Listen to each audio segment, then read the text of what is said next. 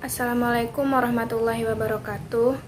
Saya Megawati Nawara Putri dari kelas 4B D4 Akuntansi, BP 1711021019. Pada kesempatan kali ini saya akan menjelaskan salah satu topik dalam mata kuliah Etika Bisnis dan Profesi, yaitu Sustainability, Ethical and Social Responsibility Dimension. Di mana di sini ada 7 subtopik yang akan dibahas dan 1 summary. Subtopik yang pertama mengenai defining sustainability. Sustainability atau keberlanjutan dari perspektif bisnis yang strategis adalah potensi kesejahteraan jangka panjang terhadap lingkungan alam, termasuk semua entitas biologis serta interaksi yang saling menguntungkan antara alam dan individu, organisasi, dan strategi bisnis. Sustainability mencakup pengkajian dan peningkatan strategi bisnis, sektor ekonomi, praktik kerja, teknologi, dan gaya hidup dengan tetap menjaga lingkungan dan sekitarnya. Setiap negara menerjemahkan definisi dari sustainability ini secara berbeda-beda tergantung dari kebudayaan negara masing-masing. Di Eropa misalnya, keberlanjutan atau sustainability ini mencakup konotasi lingkungan dan ekonomi. Sedangkan di Amerika Serikat, keberlanjutan lebih terkait dengan masalah lingkungan. Kemudian subtopik yang kedua mengenai how sustainability relates to ethical decision making and social responsibility. Sustainability atau keberlanjutan termasuk dalam domain tanggung jawab sosial untuk memaksimalkan dampak positif dan meminimalkan dampak negatif pada para pemangku kepentingan. Sebagian besar pemangku kepentingan memiliki kekhawatiran tentang beberapa aspek lingkungan dan alam, sehingga organisasi harus menanggapi masalah tersebut dalam strategi, kebijakan, dan operasi mereka. Keputusan di bidang ini berkaitan dengan penilaian risiko, pemantauan kepatuhan hukum, dan menghindari kesalahan dalam pemeliharaan lingkungan. Budaya perusahaan yang mencakup agenda sustainability dapat menciptakan respon dari pemangku kepentingan yang baik, sehingga secara langsung ataupun tidak langsung dapat menguntungkan secara jangka panjang. Banyak perusahaan yang menggunakan praktik bisnis yang berkelanjutan untuk menunjukkan komitmen sosial mereka melalui kegiatan seperti mensponsori biaya pembersihan, mensponsori acara-acara pembersihan, daur ulang, modifikasi proses manufaktur untuk mengurangi limbah dan polusi, menggunakan lebih banyak sumber energi alternatif, dan umumnya mengevaluasi kembali efek dari produk yang mereka keluarkan terhadap lingkungan dan alam. Sustainability sendiri tidak dapat dipisahkan dari tanggung jawab sosial dan etika. Mereka harus dilakukan bergandengan dan bersamaan. Beberapa perusahaan atau organisasi mengambil pendekatan bahwa jika suatu organisasi sudah menerapkan sustainability, maka dapat disimpulkan bahwa mereka itu menganggap di mana perusahaan tersebut sudah berlaku etis. Namun sebenarnya sebuah organisasi tidak dapat mengabaikan prinsip-prinsip dasar, nilai-nilai, dan kewajiban hukum kepada masyarakat. Ada 4 alasan mengapa tanggung jawab sosial itu menjadi isu yang perlu diperhatikan bagi sebuah organisasi. Yang pertama, aktivitas yang bertanggung jawab secara sosial seperti praktik bisnis yang berkelanjutan dapat menciptakan keunggulan kompetitif, perilaku pembelian konsumen, interaksi pemangku kepentingan dengan perwakilan organisasi, praktik periklanan, dan partisipasi di media sosial dapat membantu perusahaan tetap berada di puncak pengetahuan pasar dan menciptakan hubungan yang bermanfaat dengan para pemangku kepentingan. Yang kedua, informasi positif dan negatif tentang produk yang dihasilkan oleh sebuah organisasi harus tersedia dan harus selalu tersedia. Oleh karena itu, konsumen dan para pemangku kepentingan lainnya dapat memperoleh kekuatan dan dapat mempengaruhi keberhasilan ekonomi dari perusahaan.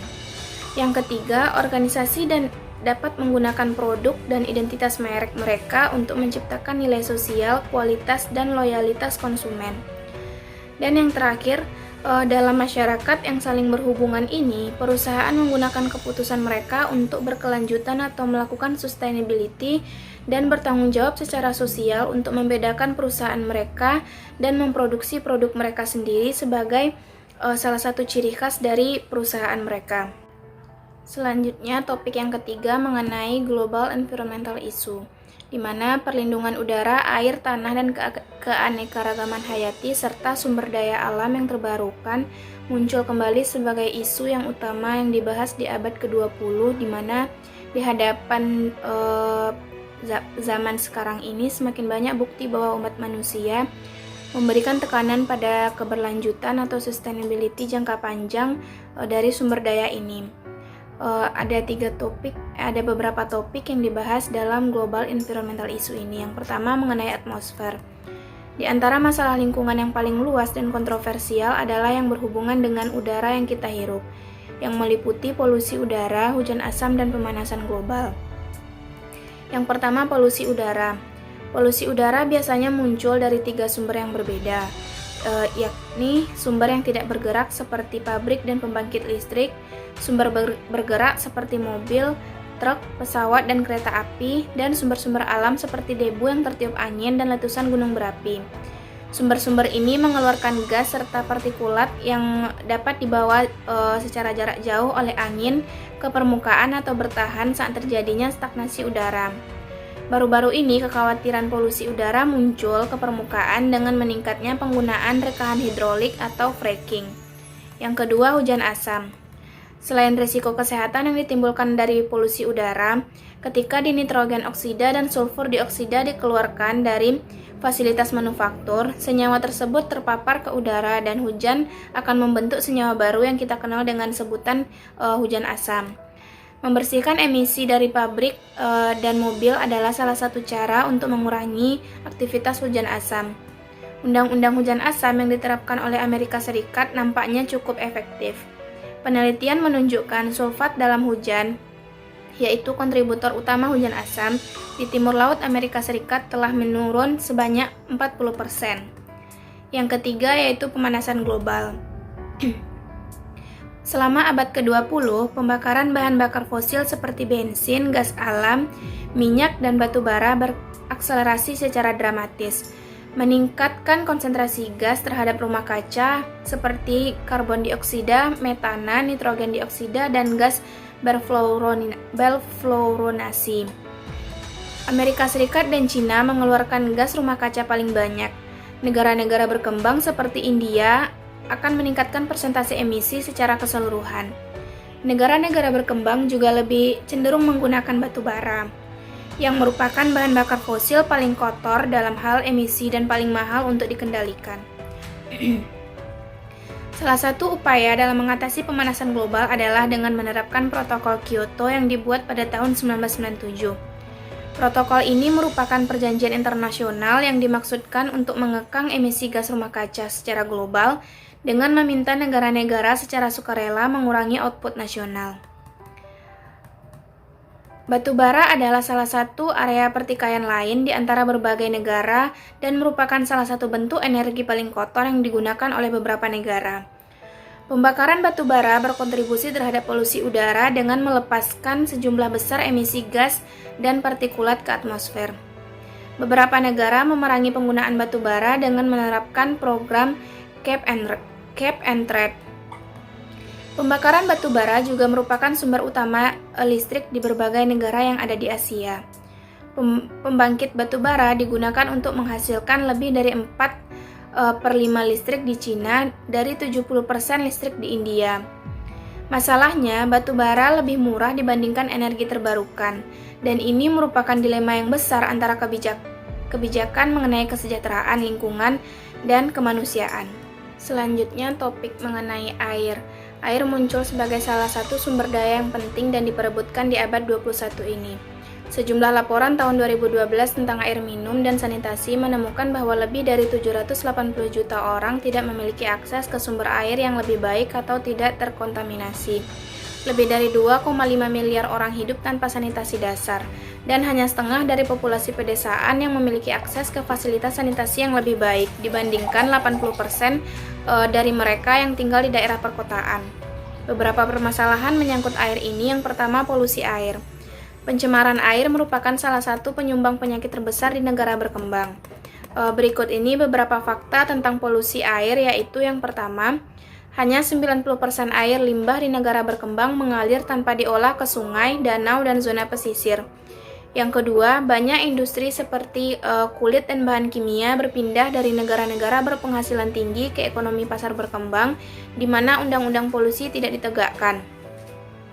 Yang ketiga, setiap hari ada 2 juta ton kotoran manusia yang tidak diolah dimasukkan ke beberapa sumber air. Yang keempat, di negara berkembang, sedikitnya 70% limbah industri dibuang tanpa diolah ke sumber air. Yang kelima, proyeksi peningkatan penggunaan pupuk untuk produksi makanan dan limbah air selama 3 dekade mendatang menunjukkan akan ada peningkatan global sebesar 10-20% dalam pencemaran air nitrogen. Yang keenam, polutan air organik yang umumnya termasuk deterjen, produk sampingan disinfeksi, limbah pengolahan makanan, insektisida dan hibersida, serta hidrokarbon minyak bumi akan meningkat. Yang ketujuh, pencemaran air anorganik yang umum terjadi di antara lain keasaman akibat buangan industri, terutama sulfur dioksida dan pembangkit listrik, amonia dari limbah pengolahan makanan, limbah kimia sebagai produk sampingan industri, produk yang mengandung unsur hara, nitrat, dan fosfat, logam berat dari kendaraan bermotor, dan asap. Selanjutnya, yang ke-8, polusi makroskopik, yaitu benda besar yang terlihat mencemari air, termasuk air badai perkotaan, sampah laut, dan noodles atau pelet plastik kecil yang terbawa air di mana-mana, bangkai kapal, dan kapal besar yang terlantar. Selanjutnya, permasalahan mengenai air yang kedua, yaitu jumlah air. Selain kekhawatiran tentang kualitas air, beberapa bagian di dunia semakin mengkhawatirkan mengenai kuantitasnya. Penggunaan air telah meningkat secara dramatis dalam 2 dekade terakhir, menciptakan konsekuensi serius bagi pasokan air global dan untuk bisnis. Perusahaan yang proaktif menghadapi kenyataan ini dan maju dengan solusi yang ada. Untuk mencapai tujuannya, perusahaan mempelajari gangguan airnya untuk mendapatkan pemahaman yang lebih luas tentang dampak perusahaannya, sehingga dapat menargetkan kegiatan pengurangan air secara lebih efektif. Topik yang ketiga yang dibahas dalam subtopik 3 ini yaitu mengenai tanah. Isu keberlanjutan lahan mencakup segala hal, mulai dari polusi dan limbah hingga hilangnya keanekaragaman hayati dan makanan yang dimodifikasi secara genetik. Permasalahan mengenai tanah ini, yang pertama, pencemaran tanah. Pencemaran tanah dihasilkan dari pembuangan limbah perumahan dan industri, penambangan terbuka, dan konservasi hutan yang buruk. Polusi tersebut menyebabkan masalah kesehatan pada manusia, membahayakan habitat satwa liar, menyebabkan erosi, mengakibatkan banjir, dan pada akhirnya dapat meracuni persediaan air tanah. Cina berada di pusat perdebatan tentang polusi tanah ini. Pejabat Cina mengungkapkan bahwa polusi tanah adalah masalah yang serius, mungkin lebih dari polusi udara dan air. Sebagian besar kontaminasi tanah di Cina berasal dari arsenik, produk sampingan dari operasi penambangan. Di satu sisi, pertambangan di Cina menciptakan banyak pekerjaan bagi perekonomian Cina. Permasalahan yang kedua yaitu penanganan limbah. Salah satu faktor terbesar dalam pencemaran tanah adalah pembuangan sampah ke tempat pembuangan akhir. Amerika memiliki lebih dari 40.000 tempat pembuangan sampah yang sering tidak dirawat dan diisi dengan plastik dan bahan lain yang membutuhkan waktu setidaknya 1.000 tahun untuk dapat terurai. Beberapa toko seperti Whole Foods melarang kantong plastik secara sukarela dan perusahaan lain menawarkan insentif bagi konsumen untuk menggunakan lebih banyak bahan yang terbuat dari bahan yang dapat didaur ulang seperti tas belanjaan kanvas. Selain itu, sampah elektronik menjadi masalah besar karena dapat melepaskan racun berbahaya ke udara maupun ke air. Salah satu masalah limbah padat adalah hasil inovasi yang cepat dalam perangkat keras komputer. Komputer dan telepon seluler mengandung zat beracun seperti timbal, merkuri, dan polivinil klorida yang meresap ke dalam tanah dan mencemari air tanah jika dibuang secara tidak benar. Selanjutnya, yang ketiga, mengenai penggundulan hutan. Hutan dunia dihancurkan dengan kecepatan hampir 50 mil persegi per tahun. Alasan kehancuran skala luas ini beragam. Dalam jangka pendek, penebangan dan konversi lahan hutan untuk penggunaan lain tampaknya merupakan hal yang menguntungkan untuk dilakukan. Namun, keuntungan dari deforestasi bagi petani biasanya berumur pendek karena kualitas tanah hujan tropis yang buruk. Hal ini mendorong petani berpenghasilan rendah untuk menghancurkan lebih banyak hutan yang mereka gunakan untuk mencari nafkah.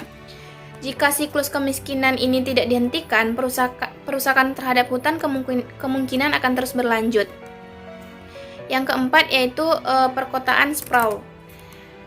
Pemekaran kota dimulai di Amerika Serikat dengan ledakan pembangunan pasca Perang Dunia II. Urban sprawl memakan habitat satwa liar, lahan basah, dan lahan pertanian, tetapi juga berkontribusi terhadap polusi tanah liar, terhadap polusi tanah, air, dan terutama udara. Kurangnya perencanaan kota berarti tempat-tempat ini tumbuh tanpa alasan. Di zaman harga gas yang tidak menentu, kemacetan lalu lintas dan obesitas menjadi semakin mahal dalam hal dolar dan kesehatan untuk tinggal di kota-kota yang luas. Beberapa daerah perkotaan berjuang untuk membatasi penyebaran.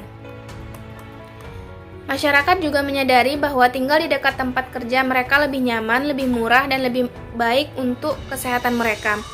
Meskipun membatasi urban sprawl menciptakan kerugian bagi perusahaan mobil dan minyak, banyak bisnis dapat mengambil manfaat dari gerakan pembaruan perkotaan yang mengurangi sprawl. Yang kelima yaitu keanekaragaman hayati. Deforestasi, polusi, pembangunan, dan urban sprawl menambah tekanan pada satwa liar, tumbuhan, dan habitatnya. Banyak tumbuhan dan hewan punah dan ribuan lainnya terancam. Para ahli khawatir pemanfaatan sumber daya alam yang berlebihan akan menyebabkan ketidakseimbangan bencana di alam. Karena setiap spesies biologis memainkan peran unik dari mereka masing-masing dalam ekosistemnya, yang merupakan bagian dari rangkaian peristiwa yang kompleks. Hilangnya salah satu dari mereka dapat mengancam seluruh ekosistem. Meningkatnya pembangunan ekonomi dan meluasnya penggunaan pestisida mengurangi populasi lebah, serangga, dan kelelawar yang dibutuhkan untuk membantu tanaman berproduksi. Yang keenam, organisme yang diubah secara genetik. Organisme yang dimodifikasi secara genetik atau GM diciptakan melalui manipulasi DNA tumbuhan ataupun hewan untuk menghasilkan efek yang diinginkan seperti ketahanan terhadap hama dan virus, ketahanan terhadap kekeringan, atau hasil panen yang tinggi. Proses ini umumnya melibatkan pemindahan gen dari satu organisme ke organisme lain dengan cara yang tidak akan pernah terjadi secara alami untuk menciptakan bentuk kehidupan baru dengan sifat yang unik. Banyak orang takut akan gen yang tidak alami ini akan memiliki efek negatif pada alam. Penelitian menunjukkan bahwa tanaman GM tertentu kehilangan efektivitasnya karena serangga menjadi semakin resisten. Dan semakin banyak pula petani yang kembali menggunakan pestisida yang juga akan merusak lingkungan. Seperti tanaman, GM, masalah dengan rekayasa genetika hewan atau produksi hewani adalah bahwa efek jangka panjangnya tidak diketahui. Selain itu, jika benih tanaman yang dimodifikasi secara genetik dibawa oleh angin atau penyerbuk di daerah dengan tanaman asli, kemungkinan kontaminasi genetik dapat terjadi di antara tanaman asli sehingga mengurangi keanekaragaman hayati yang ada. Subtopik yang keempat yaitu mengenai environmental legislation.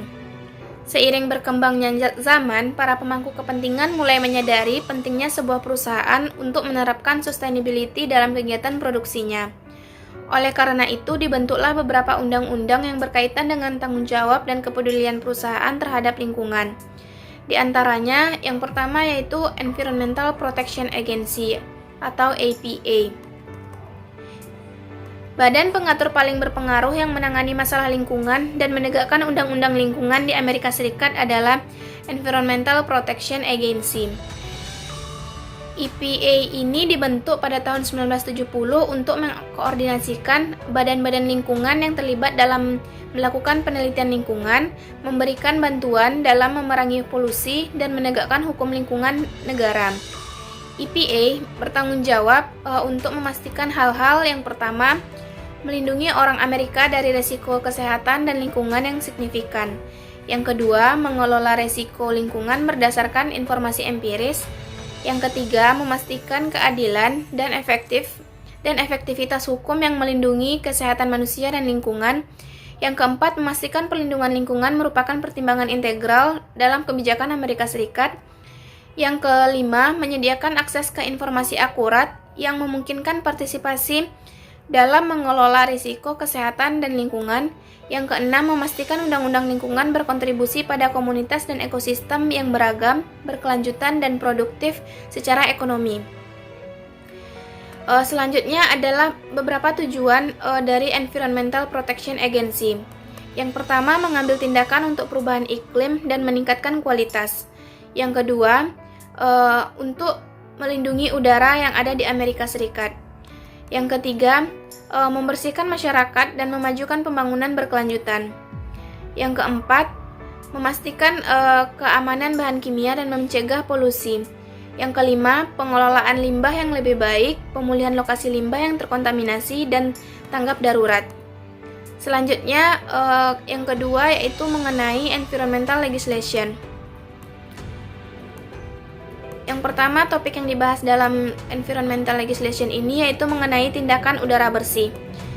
Clean Air Act atau CAA adalah undang-undang federal yang komprehensif yang mengatur emisi atmosfer dari berbagai sumber. Undang-undang tersebut menetapkan standar kualitas udara nasional serta standar untuk sumber polusi baru yang signifikan yang mengeluarkan zat berbahaya. Standar polutan maksimum ini disebut dengan Standar Kualitas Udara Ambien Nasional atau NAAQS. Secara federal diamanatkan untuk melindungi kesehatan masyarakat dan lingkungan. Yang kedua, tindakan spesies langka. Undang-Undang Spesies Terancam Punah menetapkan program untuk melindungi spesies yang terancam dan hampir punah serta habitat tempat mereka tinggal. Undang-Undang Spesies Terancam Punah melarang tindakan apapun yang mengakibatkan kerusakan atau kematian spesies yang terdaftar atau yang terdampak dari buruknya pada habitat spesies yang terancam punah. Hal ini juga membuat impor, ekspor antar negara bagian dan perdagangan luar negeri dari spesies yang terdaftar menjadi ilegal. Undang-undang spesies terancam punah ini sangat kontroversial. Dalam beberapa kasus, spesies terancam atau hampir punah yang dianggap sebagai gangguan oleh peternak dan petani. Misalnya, telah dilukai atau dibunuh oleh pemilik tanah yang berusaha menghindari kerumitan atau biaya kepatuhan. Selanjutnya, tindakan pengendalian bahan beracun. Kongres meloloskan Toxic Substance Control Act atau TSCA untuk memberdayakan EPA dengan kemampuan melacak 75.000 bahan kimia industri yang saat ini diproduksi atau diimpor ke Amerika Serikat. EPA melacak ribuan bahan kimia baru yang dikembangkan setiap tahun dengan karakteristik yang tidak diketahui atau berbahaya. Badan tersebut dapat mengontrol bahan kimia ini seperlunya untuk melindungi kesehatan manusia dan lingkungan. Bahan kimia ini tidak hanya dianggap berdampak negatif bagi lingkungan, tetapi juga dapat berbahaya bagi manusia yang mengkonsumsinya. Selanjutnya yaitu tindakan air bersih. Pada tahun 1977, Kongres mengubah Undang-Undang Pengendalian Polusi Air Federal Tahunan, yaitu tahun 1972 sebagai Undang-Undang Air Bersih atau CWA. Undang-undang ini memberikan EPA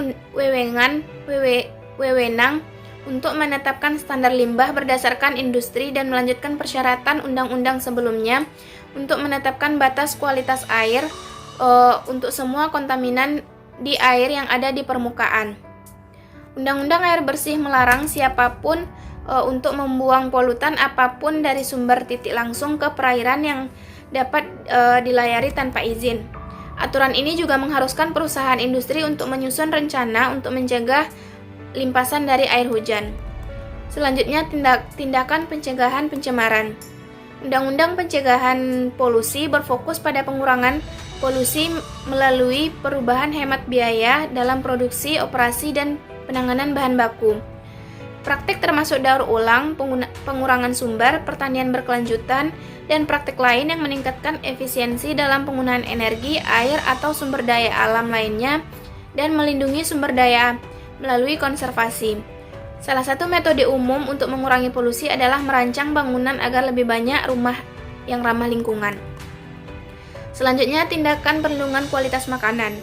Pada tahun 1996, Undang-Undang Perlindungan Kualitas Makanan mengamandemenkan Undang-Undang Insektisida, Fungisida, dan Rodentisida Federal dan Undang-Undang Makanan, Obat, dan Kosmetik Federal untuk secara mendasar mengubah cara EPA mengatur pestisida.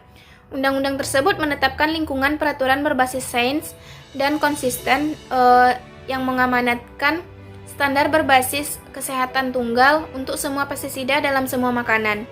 Undang-undang tersebut juga memberikan perlindungan khusus untuk bayi dan anak-anak, mempercepat persetujuan pestisida yang lebih aman, memberikan insentif untuk pengembangan dan pemeliharaan alat perlindungan tanaman yang efektif bagi petani, dan memerlukan evaluasi ulang secara berkala terhadap pendaftaran dan toleransi pestisida untuk memastikan bahwa mereka mutakhir dan berdasarkan ilmu yang baik. Selanjutnya, tindakan kebijakan energi. Ditangani menjadi undang-undang pada tahun 2005. Fokus undang-undang kebijakan energi ini adalah mempromosikan bentuk-bentuk energi alternatif dalam keinginan untuk mengurangi ketergantungan Amerika Serikat pada minyak asing.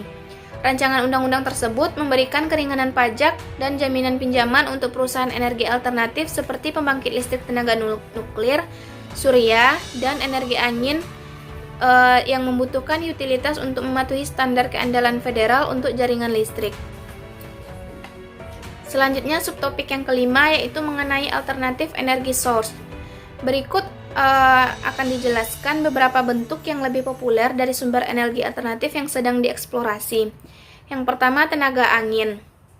Tenaga angin memegang janji besar untuk Amerika Serikat dan telah dilepas landas di banyak negara. Misalnya, 1/5 dari kebutuhan listrik Denmark dipasok oleh ladang angin. Namun, restrukturisasi jaringan listrik nasional untuk mentransmisikan tenaga angin secara efisien akan membutuhkan investasi yang besar. Adopsi tenaga angin yang meluas diperlambat oleh tingginya biaya turbin serta keterbatasan jaringan listrik nasional yang sudah ketinggalan zaman. Terlepas dari hambatan ini, banyak orang percaya bahwa Amerika Serikat akan menjadi hotspot tenaga angin di masa depan. Tenaga angin juga menawarkan peluang bagi bisnis, bahkan bagi mereka yang menganggap energi alternatif sebagai ancaman. Yang kedua, tenaga panas bumi. Tenaga panas bumi memiliki kelebihan dan kekurangan yang signifikan yang memajukan atau membatasi adopsinya. Di satu sisi, energi panas bumi menyediakan sumber panas yang konstan. Ini kemudian merupakan sumber energi yang lebih dapat diandalkan daripada beberapa bentuk energi alternatif lainnya. Di sisi lain, energi panas bumi mahal dan alokasi pengeboran panas bumi tidak tersedia di mana-mana. Namun, terlepas dari biaya mahalnya ini, mereka yang menggunakan energi panas bumi ini melaporkan penghematan biaya energi secara keseluruhan. Yang ketiga, tenaga surya. Tenaga surya adalah 100% energi terbarukan yang dapat diubah menjadi energi listrik melalui penggunaan sel fotovoltaik atau sel surya di rumah dan bangunan lain atau pembangkit listrik tenaga surya. Kelemahan utama dari tenaga surya ini adalah teknologinya tetap mahal dan tidak efisien dibandingkan dengan energi yang dihasilkan dari bahan bakar fosil tradisional, dan infrastruktur untuk produksi massal panel surya tidak tersedia di berbagai lokasi. Selanjutnya yaitu daya nuklir. Negara-negara di seluruh Eropa berhasil mengurangi emisi mereka melalui implementasi pembangkit listrik dengan tenaga nuklir. Namun, bentuk tenaga ini tetap kontroversial karena bahaya yang terkait dengan kehancuran nuklir dan pembuangan limbah radioaktif. Tenaga nuklir mendapatkan reputasi buruk di Amerika Serikat. Di satu sisi, tenaga nuklir bebas polusi dan biayanya kompetitif. Dengan pengawasan yang cermat, energi nuklir dapat mengubah ketergantungan dunia pada minyak. Di sisi lain, kritikus prihatin dengan keselamatan pembangkit listrik tenaga nuklir dan pembuangan limbah yang ada. Karena produksi tenaga nuklir mengeluarkan radiasi, keselamatan pekerja dan pengangkutan limbah nuklir menjadi perhatian utama yang harus diperhatikan. Yang kelima, bahan bakar nabati.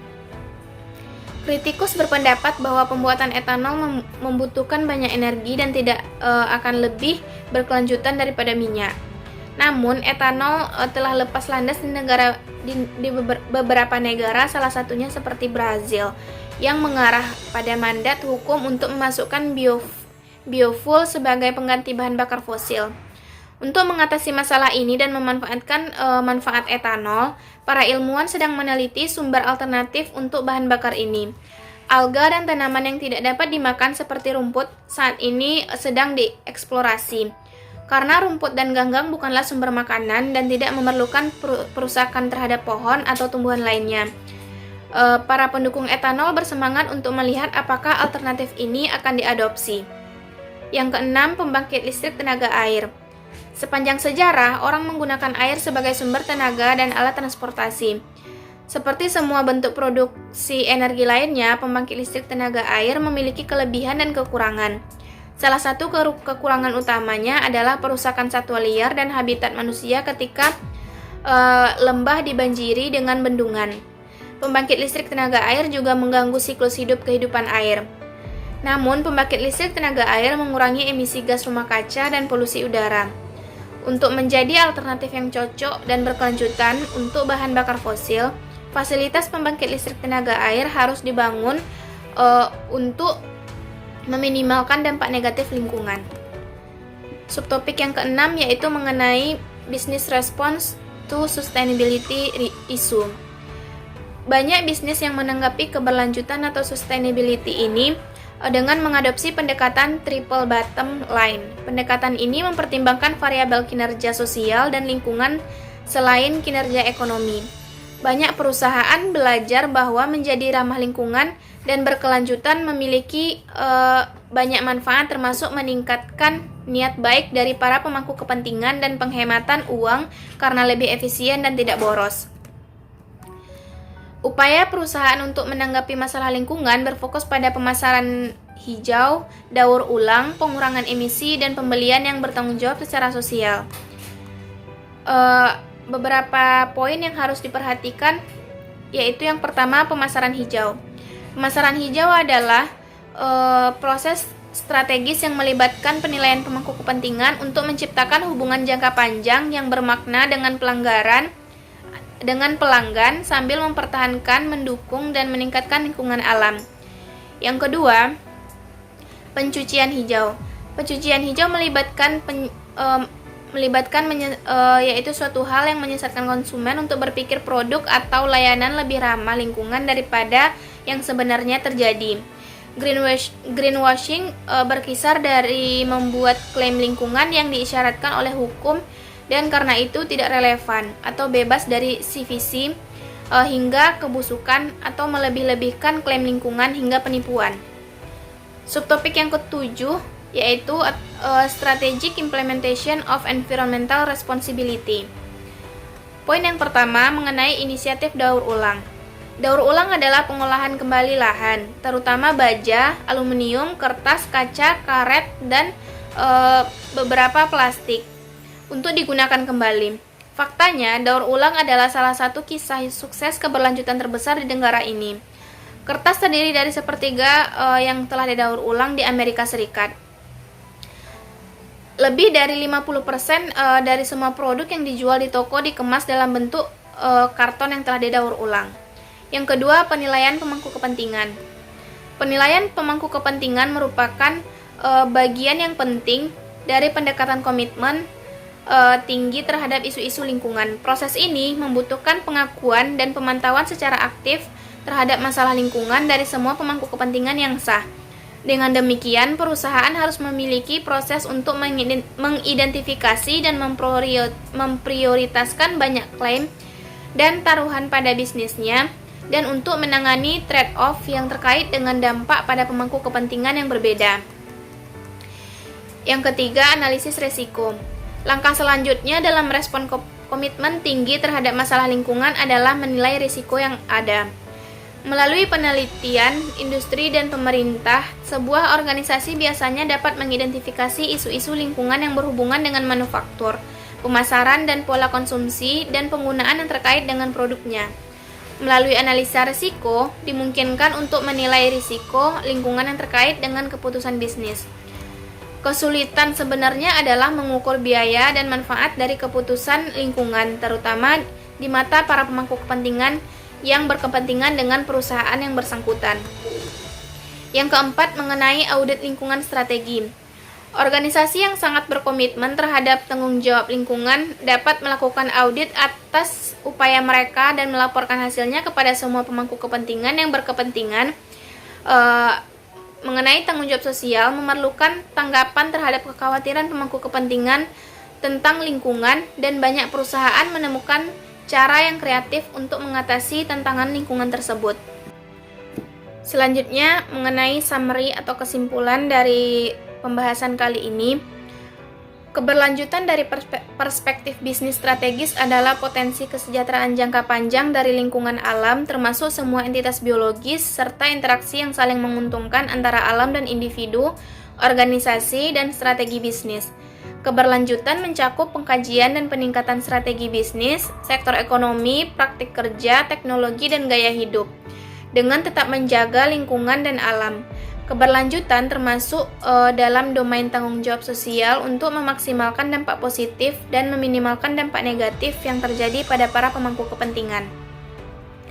Perlindungan udara, air, tanah, keanekaragaman hayati, dan sumber daya alam yang terbarukan muncul sebagai isu utama di abad ke-20, di mana kita banyak dihadapkan mengenai bukti bahwa umat manusia memberikan tekanan pada keberlanjutan secara jangka panjang dari sumber daya yang ada.